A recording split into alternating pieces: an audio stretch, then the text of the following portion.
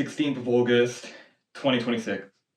Yeah. Okay, I'm back. Okay, The End of Oak Street. I never thought I would watch this one, starring Euan Macgregor and Anne Hathaway. So honestly, for the last few months, I have actually been growing on the trailer since it was being pretty marketable, and I just thought the concept actually kind of did grow on me. It just got a bit better over time. I would say it kind of lacks a bit of originality. I mean, to get you a big taste of what it is, it's technically just Jurassic Park X Jumanji. So I know this has only been scoring some okay reviews, but to be honest, it was a bit more enjoyable than I thought it was, but it was still kind of mid at best. What really interested me was definitely when I recognized it was set in the 1980s, and you know me, I love 80s stuff.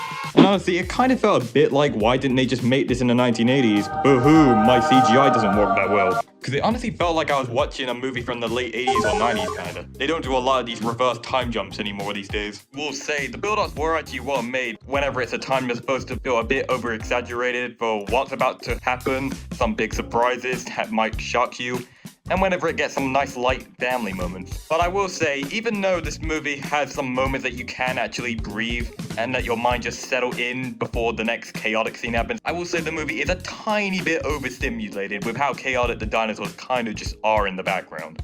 And literally, this movie almost kind of feels a little unoriginated. Almost every scene feels ripped out of a TV show or an old movie and just Frankensteined into this. I will say this movie also didn't really know what to do kind of at the beginning, since it didn't really explain how this entire movie even happened, how the entire street kind of just got removed. That's not until the end, but at least it kind of made up for a build-up, but like, it felt like this movie just didn't really make sense until you get to the second act. And then the last problem I would say about it is that the plot kind of just plays it safe. I mean, there isn't any game-changing feature about it, and it just ends the way you would want it to be like. It's just family, they live happily ever after, the end. All the problems are solved. They find out what goes on.